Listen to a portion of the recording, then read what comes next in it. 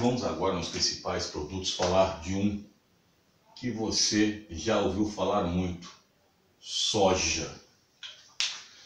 Se você morou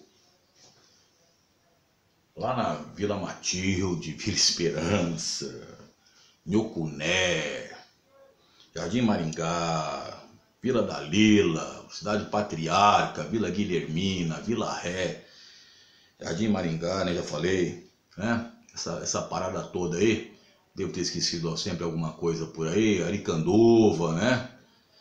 Se você, na Manchester, se você morou por ali, você pode crer que tinha feira em algumas paradas. Na Vila Matilde tinha feira ali subindo, né?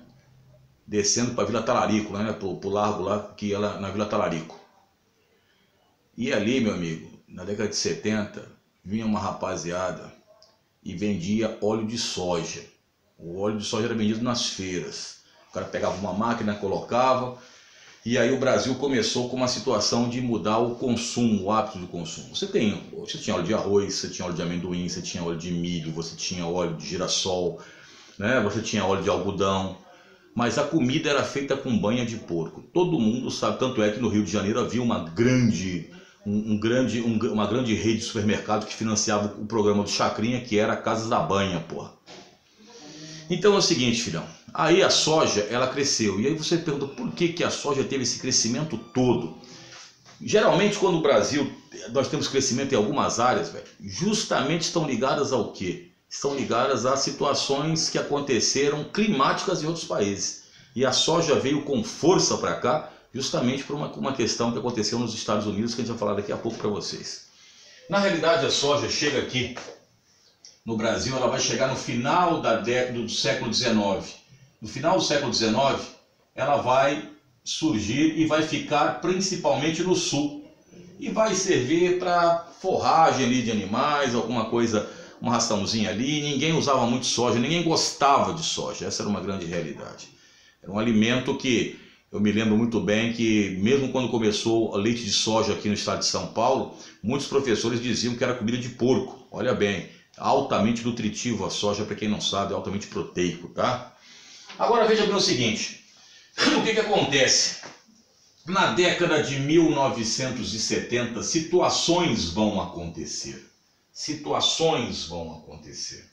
Então aqui nós temos o mapa do Brasil, tá, meu filho? Vamos lá. Esse aqui é o Brasil, minha concepção artística.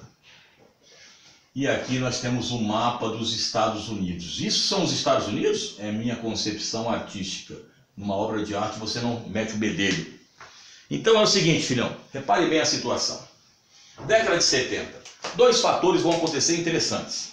Primeiro fator que vai acontecer aqui nesta região sul, aqui na região sul, vai acontecer principalmente no Rio Grande do Sul e em Santa Catarina, um processo que nós chamamos de processo de pressão demográfica. Professor, o que é pressão demográfica? Muita gente no pequeno espaço. E aí, meu filho, o que acontece? Vai ocorrer também no Rio Grande do Sul e Santa Catarina o processo que nós chamamos de minifundização.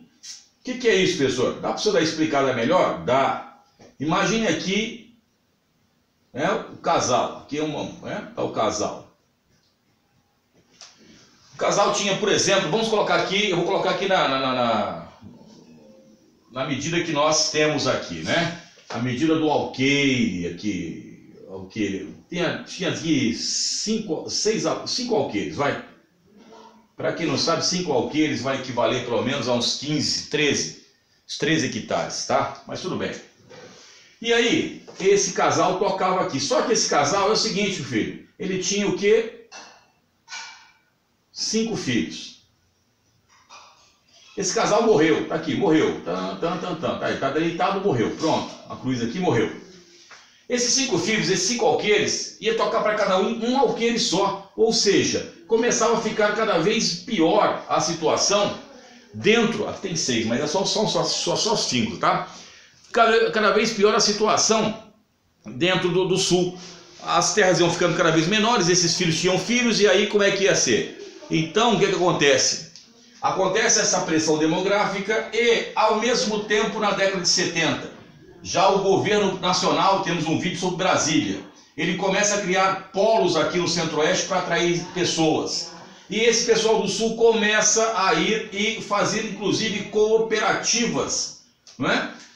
E comprar grandes propriedades lá no Centro-Oeste. Só para você ter noção, a relação era mais ou menos um alqueire no Sul equivalia em algumas áreas a 40 alqueires em algumas áreas do Centro-Oeste.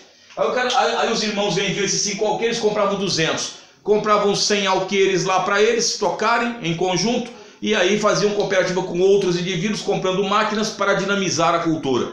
E assim foi o Centro-Oeste. E o Centro-Oeste, graças a isso, a região Centro-Oeste transforma-se na nova fronteira agrícola. Lembrando a vocês o seguinte, que era a nova fronteira agrícola, mas hoje, por exemplo, o estado do Mato Grosso é o celeiro agrícola brasileiro, tendo superado lá para 2012, 2013 o estado do Paraná. Então, na realidade, era uma nova fronteira que transformou-se num gigantesco celeiro, com o Mato Grosso sendo o estado que tem um crescimento agrícola formidável. Mas na década de 70 também, o que acontece aqui nos Estados Unidos? Vai acontecer enchentes aqui nesta região dos belts no rio Mississippi. No rio Mississippi, Missouri, tá? Então vai acontecer todo este processo, não é, de enchentes. Você sabe que o rio Mississippi é uma área altamente sensível, tá?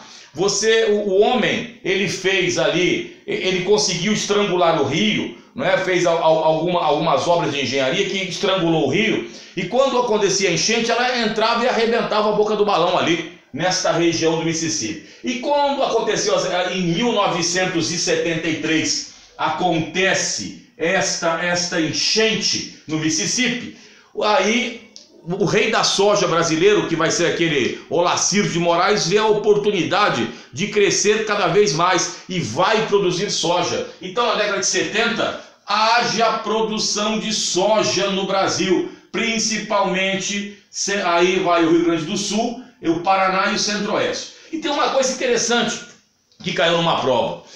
A soja, tinha muita soja no Rio Grande do Sul, muita soja no Paraná, e em Santa Catarina não tinha soja.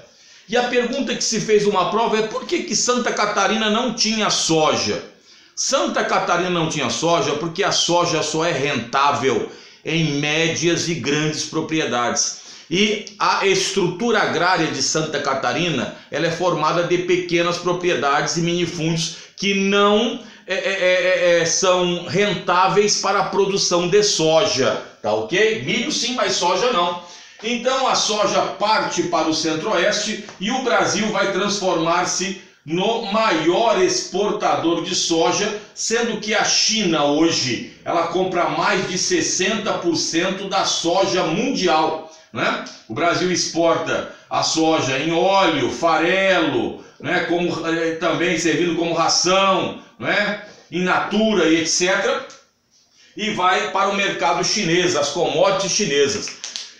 Lembrando a vocês então o seguinte, então a sua alimentação começou a mudar, porque se você pegar a década de 70, duas coisas vão mudar. A manteiga vai tornar-se a grande vilã e vão fazer aquela coisa de graxa chamada margarina, que vem na década de 60 e 70, e a soja vai substituir, não é, a banha de porco, né, como se fosse um óleo ali mágico. Depois aí vamos descobrindo também situações do óleo, com a queima ali perde muito nutriente, eu não vou entrar nesse mérito, tá ok? Vai servir a soja, como eu falei para vocês, a soja ela serve principalmente como ração para bovinos e também vai secundariamente suínos, aves, não é? E outros rebanhos.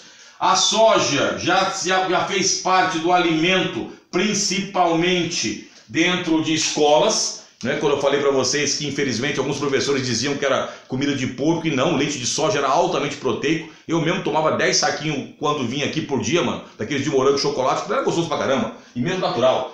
Então, a soja transforma-se no grande produto nacional. Como eu falei para vocês no outro vídeo, nós batemos em 2019 o recorde de grãos, 121 milhões de toneladas, superamos a produção absoluta americana, e a produtividade brasileira é bem maior que a americana. O que é produtividade? Relação de produção total sobre área. Lembrando que um dos problemas da soja, assim como os grãos brasileiros, é justamente o transporte que onera, que aumenta aquilo que é Custo Brasil, que nós temos no nosso canal um vídeo só sobre Custo Brasil.